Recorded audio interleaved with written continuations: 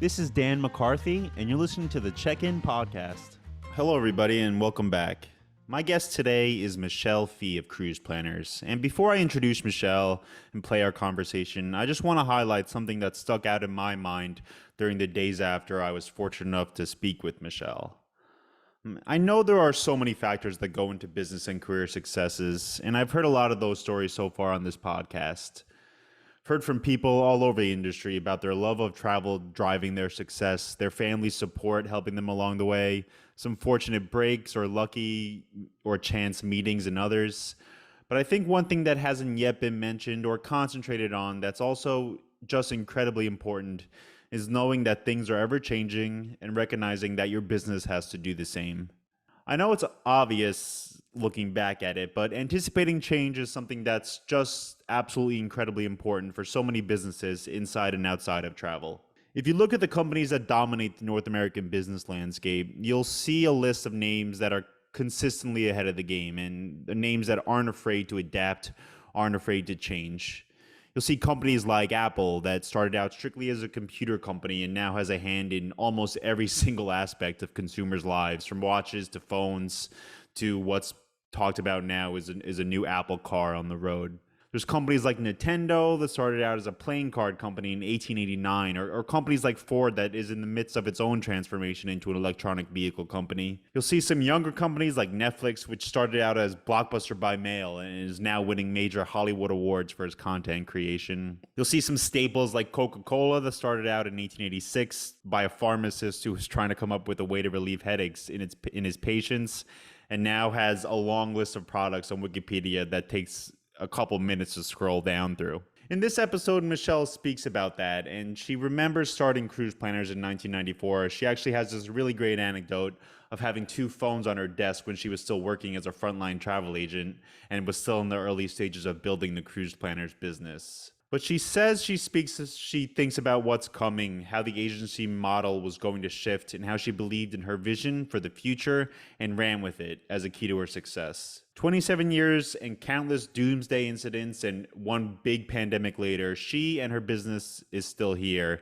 coming a long way from that initial group of 5 agents that she started out with. And that ability to see into the future, to go where the puck is going as to where the puck is, if I'm going to use a hockey reference, has helped Michelle throughout her career, whether it was growing Cruise Planners or guiding the company through the pandemic. While I've been fortunate enough to spend some time with other members of the Cruise Planners team, including Scott Kep, who was one of my earlier guests on this series and who just recently took home the Clio Lifetime Achievement Award, I haven't had the pleasure yet of meeting Michelle face-to-face in person, and I'm hoping and expecting that will change before the calendar flips to 2022. I really enjoyed speaking with Michelle, and I hope you enjoyed the following conversation. So, let's check in with Michelle. Hello, Michelle. Hi, Daniel. How are you? Good. How are you?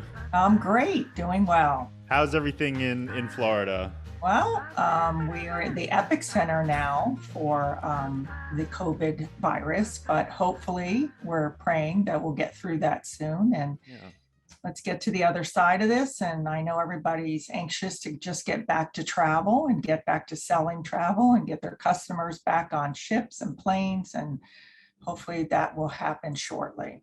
Now I know I assume that's a virtual background, right? Are you in Cruise Planner's office right now? Well, I am in the office. We are all in the office. We came back in June. So I have my entire team here. Oh, it must be nice. I mean, how was that in June? How was it coming back into the office and sort of seeing familiar faces? Was that a big thing? Everybody was just ready for it. You know, certainly it was fun to work from home at times, but we've all had so many distractions. And, you know, with trying to get us back on track, we kept most of our team. I mean, we slimmed down a little bit, but not as much as others. So we're just trying to prepare that when the actual boom hits and there are no more cancellations of, you know, itineraries or ships, that we're ready to go. And I think we are. So it was really great to get back in. You know, we're getting back into meeting rooms and the collaboration starting to happen. So it's been pretty exciting. I wanted to talk to you a little bit about your background in travel because I know you're in a C-suite position with cruise planners, and you've been with cruise planners for a long time. You started it, but I Yeah, wanted to I talk was one about of the founders. Yep. yeah. I want to talk about your background just because I know you have an experience that so many advisors can share as coming into the industry. And I know one of your first positions in travel was an agency owner. Is that correct? That's correct. I started as a travel advisor. So I think that is what makes me a little unique in the position that I'm in, is that I don't have a finance background like most CEOs do. I literally came from the school of hard knocks. I did exactly what the agency community is doing. And so I know how to build a business from scratch, deal directly with customers, what you need to do to make sure that your business is a success. And so I think that's given me a leg up as far as working with independent contractors and franchisees. So what was it like? Do you remember your decision to start an agency? Do you remember your thinking behind getting into travel in the first place? Was it your love of travel or your love of cruises, Well, or was it something else? it's really funny because as a small child, my parents, they just weren't travelers. I think we went to New York to visit family, or Okay. Disney World, which is a 3 hour drive from us. So my love of travel really didn't happen until I was in travel. And I was lucky enough that my father knew someone and said he thought this would be a great business for his daughter to be in. And I thank him profusely today for doing that, because I couldn't imagine doing anything else. But let me tell you a funny story, because it's really ironic that I'm in the cruise industry, because my first cruise, and you will not remember this because I am totally dating myself, was on a cruise line called Paquet, and it was on the SS Dolphin. I think the ship was 12,000 tons.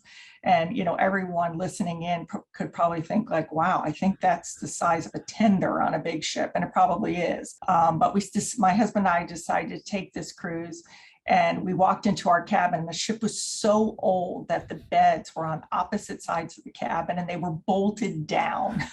So it was like, okay, this is going to be a fun cruise. And our first night, the seas were so high and they definitely didn't have stabilizers. And so unfortunately, I spent the evening with the porcelain goddess. And my husband got to go have dinner. But I was just so sick all night that I begged my husband on that first port, get me off. I want to go home. I am never stepping on a ship again. And so I have to give my husband credit. He talked me into staying one more night. And he said, if it still happens, I promise you we'll fly home from the next port. And we had the best time from that point on.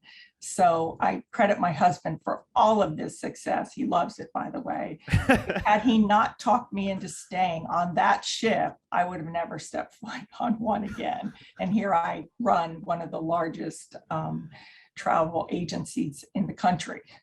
Yeah, so that's funny because I remember my parents took me on a cruise when I don't even remember what age I was, but it was a cruise line. My first cruise was on a cruise line that I don't think is any more in business. It was the Big Red Boat. Do you Oh remember that? yeah, yeah, Yeah. absolutely. Warner Yeah. Brothers, they had, some fun people walking around. That's cute. That was fun. It was fun to be on. I definitely sailed on that as well. That's funny. Yeah, I didn't. I that memory just came in my head when you were because I can't remember.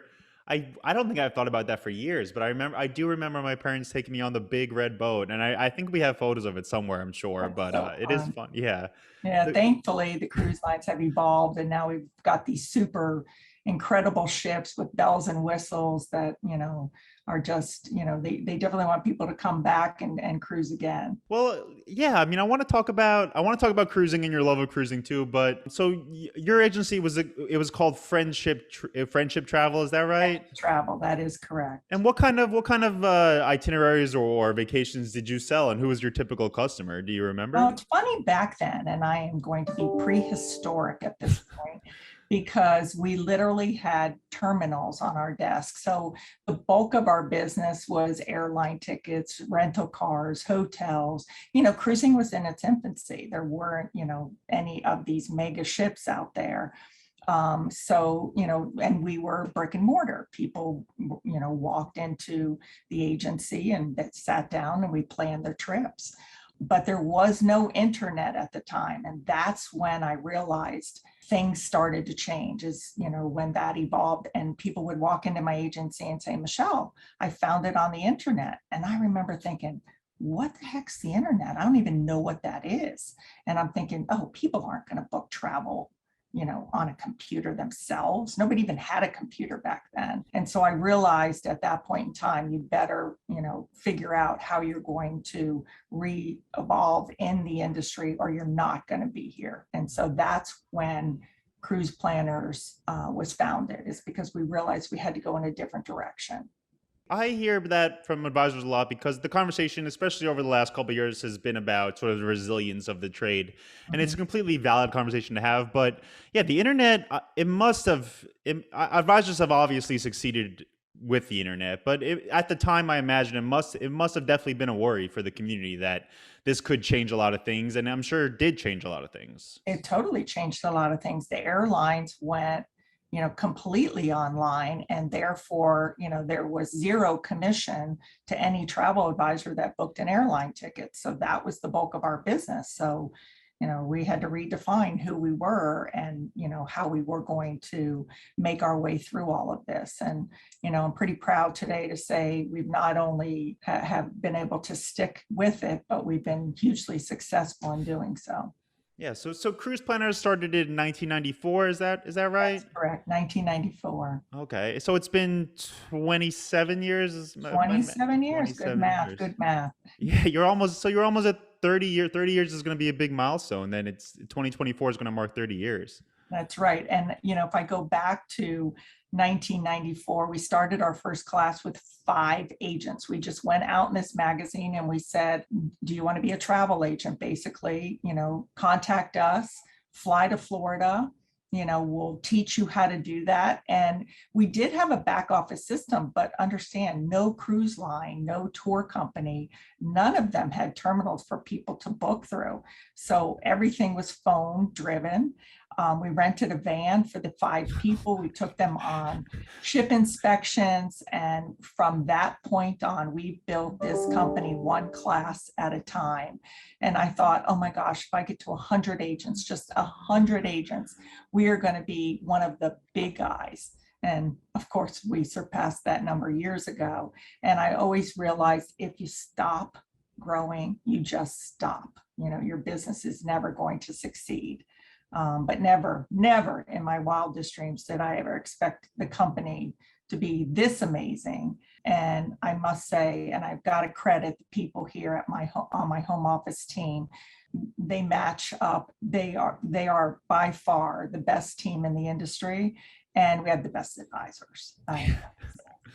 Well, that's so funny. 5 people at first. Do you still have a relationship? I'm just curious with those 5 people that you had in the We bus or do. the van. Our number one agent, our first agent, is still with us. Oh my god. We pretty much make him feel special at every convention and share that information that he's in the house. He's a super great guy. He's in our millionaire club. He's told me as well, he was a travel advisor and in his past. And so when he joined Cruise Planners, he did have a little bit of experience. And he said, I never in my wildest dreams would have ever thought that I can grow my business to what it is today. Wow, that is a special thing to have too. Someone, Mhm, not just an mhm. employee, but someone who's voluntarily had that relationship with you and with your company for again, we talked about 27 years is a long time to stick Yes, around. for sure. So when you were starting, I wanted to ask about your relationship with cruising, which we touched upon. I mean, the company's called Cruise Planners. I mean, was it just a love of cruises, or was it an opportunity you saw for business back in 1994 that you started and you called the company Cruise Planners? Yeah, when we first started, we really thought that cruising was going to be the way that we would grow this business. And we weren't necessarily going to sell other travel. But, a year or so in, we realized, okay, we can't send the Smiths who just booked a cruise with us down the street to book their tour package. They might never come back to book another cruise with us. So a year or so in, we realized, okay, we need to rethink this. And so from that point on, we've opened ourselves up and we're a full service agency. I always like to say, don't let the name fool you. We are the number one seller of sandals in the world. And our agents do an amazing job. Some of them fully just concentrate on booking land, all inclusives, and others, have a bigger sense of cruise bookings. But it's never one size fits all anymore. We make sure that we've got everything for any agent that wants to be part of our company, that they can grow their business in different directions, and as long as they continue to be successful. Well, I'm just curious. I don't know if you could even play favorites, but is cruising your favorite segment in travel? Is that something you would feel comfortable saying? I think, I love cruising. Yeah. I just got off my first ship and sailed 2 weeks ago, and first time in 18 months. So it was an extremely emotional reunion. I was so happy to be on board. What ship were you I went able to on go? Windstar. Okay. I had never been before. And, it just seemed like the perfect fit for the time. I flew over to St. Martin. We went island hopping. It was very relaxing, and it was just what I needed. And I know all of our agents are out there. They're all boarding ships. I could see them on Facebook, from Greece to Miami to, going out of Seattle to Alaska. People are definitely back to cruising, but I love all kinds of travel. Certainly I'm on a ship, a few times a year, but I also like to explore the world and places that, you can't necessarily go to by a ship. I loved Africa. I trekked with gorilla in Rwanda in 2019. So things that, you have to have a land tour to get to, or to do.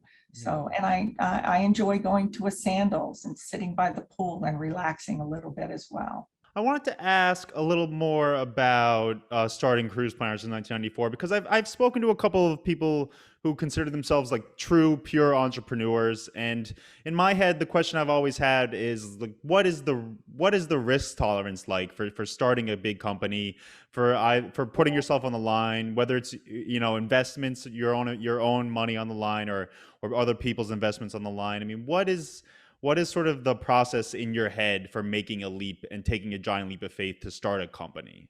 So I will say, at the time, I was a travel advisor, and I had a family owned travel agency. So we realized we couldn't just jump into over to Cruise Planners. We didn't know what direction that was going to go in and how that was going to pan out. So we kind of started the business all while still doing and being a travel advisor. So in between, we're working on Cruise Planners, all while still helping customers with their airline tickets and their hotel stays. And what we did is I actually had two phones on my desk. It's pretty funny. So I answered one, Friendship Travel, can I help you? And I would book you an airline ticket or a cruise or anywhere you wanted to travel. And the other one, I answered Cruise Planners, and we were helping our agents build their businesses. But again, think back then, there was no, Google, there was no internet, nobody had websites. So I think I got into the business. Timing is everything, they say. And certainly it worked for me. It was at a time where the investment wasn't that huge to, get into the business. Today, unfortunately, there are a lot of other host and franchise companies. So for somebody who wants to start and become a host, you've got a real upward hill to climb. We didn't have to come out of the gate with, software or websites or, marketing. It was very, very, very limited. And we did that for 3 years until we realized, okay, Cruise Planners is a viable company. We are going to close down the full service travel agency and just focus now on Cruise Planners. And was that a hard decision to make, to close an agency you've spent so much time growing Well, and building? we brought over some aspects of it. Obviously, some of the cruise business came over, and then we delved it out to some of the agents at the time. but no, we were ready for, this amazing new career that we've kind of carved out. And again, if we decided we were going to keep the travel agency, I think we would not be here today. We'd be dinosaurs, we'd be extinct. We weren't, we weren't going down the path of becoming what the new world of travel was. And the new world of travel was leaning towards home-based, getting people who can market and sell for you in different parts of the country and not sit and wait for people to walk through your door, because that just wasn't happening anymore. It is, but I mean, it's still 27 years later. You've been incredibly successful. Cruise planners have been incredibly successful too, and it's funny because the pandemic, I assume, in 10 or 20 years is going to be spoken about as this hugely consequential event, this thing that's shaped businesses and shaped personal lives and people's decisions everywhere. But 27 years, I assume there's been some bumps in the road for cruise planners too, despite the incredible amount of success you've had. And I'm curious if you could tell us a little bit about any of those events, or were there any big events that stick out in your mind as hugely consequential moments in your career? There's nothing that could even come close to this whole entire pandemic. Nothing. I mean, we lived through 9/11, we lived through the crash of the market, and those were so short-lived compared to this, and you can prepare for that. And I remember when we heard that everything was closing down, you were going to have to go home, you were going to have to work from home. I thought to myself, oh my God, how am I going to run this business for the next 8 weeks from my house? Yeah. I just could not imagine it. And it was like a year and a half that we did that. And I'm thankful that we're all back in the office right now. And, everybody seems to be excited to be here to get, back to business. But there's nothing that could come close to this. So, this has been, I don't even know if this is a hurdle, because to me, this has just been, I'm probably speaking on behalf of all agents, advisors, owners of agencies, host agencies, that this has just been horrific, but what I will say is that we're resilient. I can't believe, I thought there would be a lot more fallout. There has not been. People have figured out how to get through this. I keep talking to my agents. I think we're now in the fourth quarter, at the end of the fourth quarter, and we're just about ready, hopefully, to finish this game and move on. And so, but the resilience of people has been amazing. Yeah. Well, I mean, was there any you mentioned working from home for 8 weeks, and that was something you were nervous about. I mean, aside from, I guess we can talk about sort of the fallout in a second, but I mean, was there any big adjustments that you had to make, just simply having to work from somewhere else that's not an office, that's not Well, traditionally yeah, your sure. workspace? Yeah. I'm sure most people out there, we didn't even know what Zoom was. We kind of Yeah. heard of it, but we'd never really, I've never even clicked on the link before. So Teams and Zoom and all of those things that helped us along the way. Without them, we've all said, I don't know how we would have done this. We, as with most, we had Zoom meetings with all of our agents. We break them up into what we call stars groups, and we were talking to each one of them individually. We're saying to them to please send in your questions. We'll answer whatever we can. Every Monday and Friday when it started, we tried to do a video to tell them what's happening, where are we at, what do we need to do to get through this. Now we, believe it or not, we're still doing them. We're doing them every other Friday. We have a guest on board. We had every president of every cruise line, of every tour company, just to try to help us better understand where are we at with this. How do we handle it? What do we do with their future cruiser tour credits? What can we do to keep our customers interested in travel? And I will say that 2022, and I'm sure this is for most, is off the charts. We're 45% ahead of where we were in 2019 as far as future bookings. So we're waiting. We know that 2022 is going to be the year of travel. We are going to be back in business. I believe sometime in the spring. This should be completely behind us. That's what I'm hearing. So we're crossing our fingers and everything else, just to hopeful that we will be back up and running full speed. Yeah, it was fun. We had the same thing. I mean, I remember when things were shut down in New York, it was, oh, well, it's going to be, the thought in people's heads where it's going to be a long couple weeks or a long 4 weeks, and then it's stretched. It just seems how naive I was at the beginning of this, that it's stretched this long. But it is, people, especially in this industry, people have been incredibly resilient and been able to make the adjustments that seemed unfathomable before COVID. Totally, totally. Yeah, and I mean, so if you're 27, at least 27 years in the business, and you're gonna make 3 decades. For someone who's been in the business that long and has connections to not only the industry but the people who make up the industry, I'm curious, how did the shutdown and how did the fallout from COVID personally affect you? I mean, was it difficult to see people in the industry struggling, or hear from your agents? Were those difficult conversations to have? They were definitely, people were panicked, as myself. I literally was making sure that I was talking to my finance team every week. Where are we at? What do we need to do? How are we going to get through this? Will we get through this? And thankfully, knock wood, today, I feel so blessed that,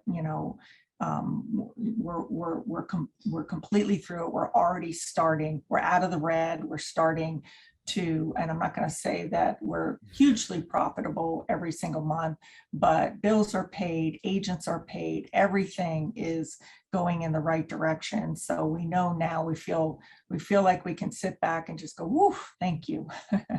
But those first few months were pretty difficult, and our agents as well, like, oh my gosh, recall commissions, and things were happening, people were canceling.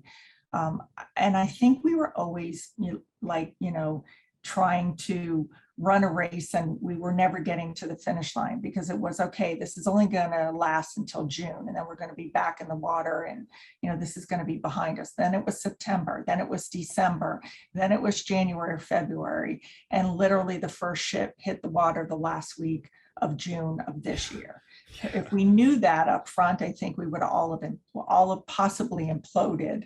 But being that we just kept chasing, the carrot per se, it kept us going. It kept us, looking for the future, talking to our consumers, rebooking them. And, I know there's been so much that the agents and advisors have had to deal with the rebookings, the angry customers.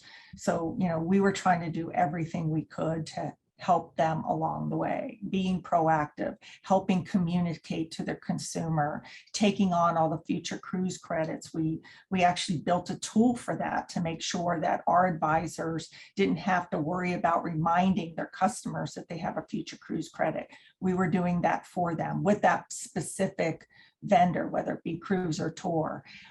We built a whole all-inclusive tool, because so many of our agents were so cruise centric. They had no idea that when Mexico opened and Dominican Republic opened, and all of those islands, where Jamaica, where they were all inclusives, well, which one do I send my customer to? I don't know the first thing about any of them. So we built an entire tool so they can go and process. I have a family or a honeymooner or whatever it may be. What is the perfect property? And so we were helping them, at least figure out, which direction they go when they're talking or speaking to their customers. So it's been a lot. I laughed. We were selling, things that we would never have thought of selling 2 years ago. We call it BC, and that's before COVID. Okay. So, it's been one of those things that hopefully in a couple of years we could laugh at, but right now it's not too laughable. Hey, you mentioned dealing with customers and dealing with angry customers who maybe aren't able to get the funds back from airlines or from other suppliers. I mean, did you, having a courier agent yourself and having to talk to your agents, I'm curious what advice you would have for people who are dealing with an angry customer on the other end of a telephone line. Yeah, we were giving them talking points, and then we were going out and fighting the fight. Yeah. When there were scenarios where people weren't getting refunds. We were using the cruise planner muscle to try to get the refunds for those clients. And I must say that, most cruise and tour companies, when it first happened, just we were giving talking points to the agent, like, this will pass, but there is so many refunds trying to be processed at once that systems couldn't work that quickly. And not only just on the vendor side, but then even the credit card processing plants, they couldn't keep up with the amount of refunds that are coming through. So we just asked people for their patience. We were sending out notes to customers on behalf of agents. Thankfully, that's pretty far from that. And today things are happening a lot quicker. Yeah, I know a big conversation in early stages of COVID was chargebacks because a lot of customers were using the credit card, whatever muscle they had on their credit card company to get money back. And a lot of that burden fell to the advisor. So the advisors were in such a difficult situation early in COVID, and the ones who've made it through, the ones who have succeeded and are starting to excel now, I think they're just like incredibly patient people, and they're incredibly good business people too, to be able to sort of make it True. through. And guess what? Where do you think, those customers are going to reach out to? All those customers that want to do the DIY thing, do it yourself. When this all hit, they also had to figure out how to get their refunds and, how to rebook themselves. Where if you booked with a travel advisor, they did it for you. They were on the 7-hour hold times. And unfortunately, that is still happening with some vendors. So I hope that gets a little bit better. So I know that advisors are going to be at the top of the list when people start rebooking. I really hope I believe so too, and I hope it even goes further than that. But I just have a few more questions before I let you go, and don't take up your whole morning. But I'm curious, because you have such a long career in travel, is there any hobbies or anything you're passionate about outside of your work or outside of the travel industry that you want to share? I've got grandkids and kids. It did allow me during the pandemic to hang out with them a lot more. So that was really fun. But the one thing that happened just when COVID happened was I realized I kind of like to bake. Okay. And I started just making this sweet stuff. And so now I'm obsessed with YouTube baking videos. Yeah. Learning how to make all fun kind of cakes and cream puffs. And, my poor family, each week they have to give me the thumbs up or thumbs down, whether, I made something really yummy or something really gross. Other than that, I'm ready to get back to my real passion, which is travel. And so I've dipped my toe in with one cruise, and I'm very hopeful that the next few months I'll be booking a lot more trips. Well, do you have any plans right now to travel? Is there anything next up on the agenda? Yeah, we've got a top producer trip that we're going to Mexico, and another one in Mexico. We're doing our big convention in October in Mexico, and then some little travel around the States the end of the year, just to meet up with family for holidays. And next year we are going on a river cruise for our top producer trip. I believe that's sometime in March. So, we chartered the whole entire river cruise ship, and we're going to be excited to be back in Europe. Yeah, back in Europe is somewhere I would very much like to be too. I'm too. very anxious to get back over to Europe. Yeah, so I only have a couple more questions. I wanted to ask you, just because this is a conversation again I've had with a couple other people on this program. Did you have a mentor in your career ever that you sort of leaned on to give you advice or to guide you in making big decisions? Yeah, I'm not sure I actually had a mentor. I had a lot of people that have helped me along the way. I've had a lot of people that I could reach out and ask different questions to, like, what would you do in this scenario? Or do you think I'm going down the right path by doing this? But I think mistakes are, things, it's people don't realize when you're in business, you are going to make mistakes. And I always tell people that, but you got to make more right decisions than you do bad decisions, but you are going to make some bad decisions. And I know I have as well, but I've obviously made more right ones than wrong ones. But during the pandemic, I think it's been really amazing to see how many people have reached out just to see how I was. So I tried to do the same thing by checking on others, not just our advisors, but some of our partners or even our competitors. We're all on advisory boards. We really like each other. And it's just like, hey, I'm checking in to see how you're doing. I always say travel's going to heal. And I, for one, I want to be known as that company that helped bring travel back. And then like my last question is, I mean, you talked about mistakes. Do you have any advice for people who are either starting out their careers in travel or are stuck at a point in their careers? Do you have any advice about being okay with making mistakes or being okay with risk taking, or anything that you think has been particularly powerful for you? I mean, being in business, there is some risk, and you just gotta figure out if the reward is worth the risk. I say go for it. I always tell people that you can always find a reason why you can't do something, but I always like that Nike quote, just do Just do it. it. You Yeah. know, you'd Yeah. be surprised what can happen when you don't box yourself in. And, so I always say, think outside the box. And that's when you become successful. I always told our advisors, do something once a month that's different or you're uncomfortable with, maybe, getting up and talking in front of a group or making phone calls to, cold call people that travel, something that you haven't tried before. I had one agent years ago that said she was going to commit to get out of her office once a month, like a bridal show, a mall trade show, calling people, anything, but she was going to commit to doing one thing or one event each month. Today, she's in our Millionaires Club. She's incredibly successful. And so I love learning from them as well. Our advisors are pretty smart people, Yeah. but Yeah. don't sweat the small stuff. I'm one of those people that always like for things to work out perfectly. But over the years, I realized I got to cut myself a break because they don't always work out perfectly. And in travel, that's probably more so than not. And I realized that things that I really worried about or stayed up at night thinking about that happened last week, this week doesn't really seem like it's a big deal at all. So it's just don't sweat that small stuff, figure it out, move forward, and then go right back to making sure you're going for it, whatever it may be. Yeah. Give yourself those marks, like where do I want to be in the next 3 months, 6 months, 9 months. Yeah. And I ask people for advice on all these, and part of it is a selfish reason, just so I could try to steal people's advice myself too. And that's something I'm definitely going to keep in mind too, because I think we all have the small stuff that disrupts sleep, and that's never a good thing. That's right. That's Yeah. right. But I But want to thank you again. Oh, go ahead. Sorry. okay, I always say my motto is just you got to show up. Okay. And I tell people Cruise Planners was definitely not an overnight success.